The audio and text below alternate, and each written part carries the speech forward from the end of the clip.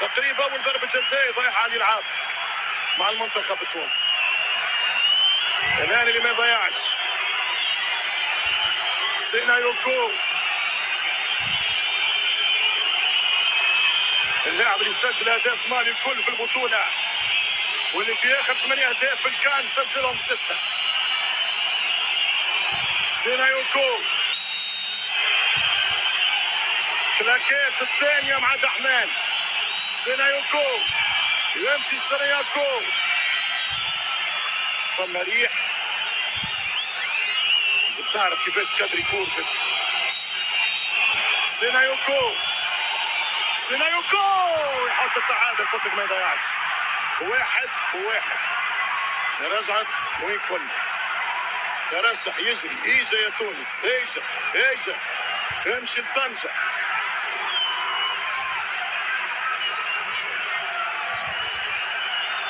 فرحة المدرب توم سانفيت.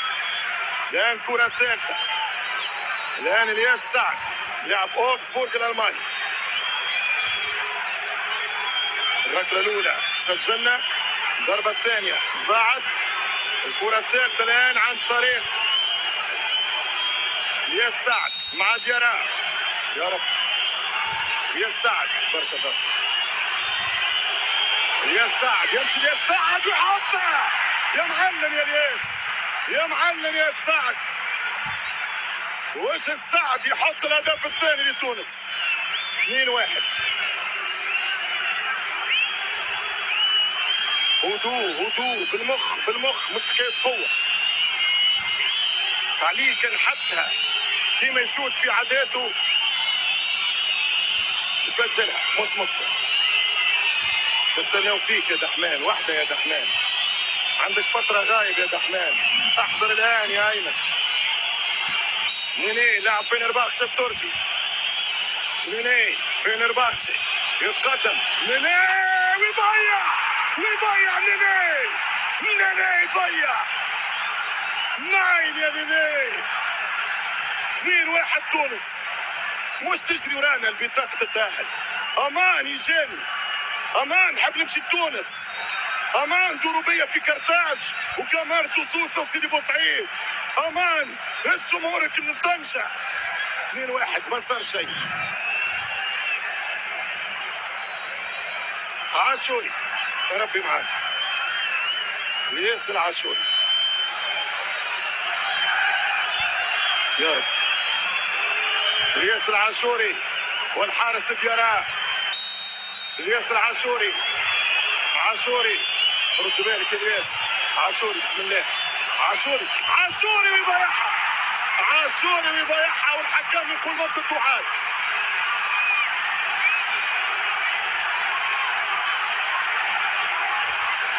وقت اللي اللاعبيه نتاعك الاصليين يضيعوا كيفاش تربح ساق صحيحه.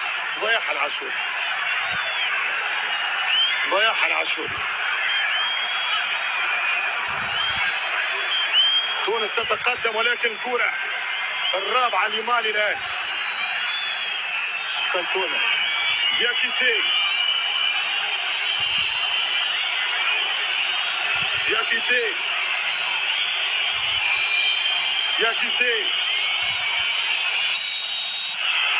مش هتيجي حتى واحدة يا دحمان. دياكيتي يحطها. 2-2 والكرة الأخيرة يا رب. والله ضغط ممتازة دياكيتي. 2-2. من سيسدد الكرة الخامسة المنتخب التونسي؟ هل هو الفرجاني أو الصغيري؟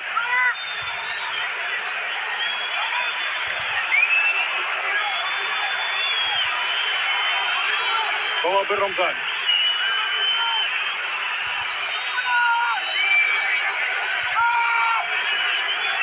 محمد علي بن رمضان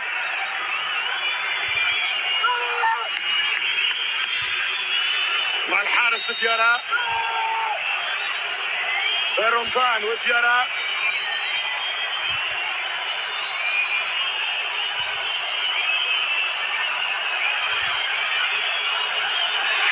وضيعها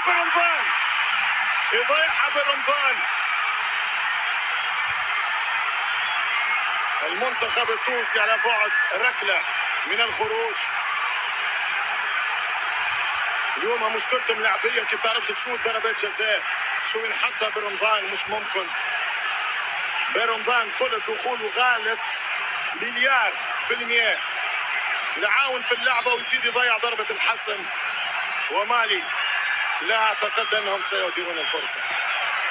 مش ممكن وقت تجيك في الماتش تسجل في 90 وتضيع الماتش، ومن بعد وقت اللي يضيع الركلة الأولى وتضيع وتجيك الفرصة الثانية وتضيع، ما تنجمش تتأهل في كأس أفريقيا. كرة من اللاعب توري. سيناريو دراماتيكي لتونس في مباراة كازابلانكا اليوم. توري ما يبعدش. توري يمشي، توري يتقدم، توري ويسجل مالي. تتأهل لملاقاة السنغال وتونس تخرج برا البطولة بطريقة غريبة وغريبة جدا.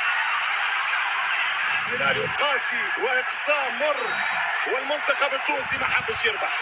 تفضل محمد سعدون الكواري.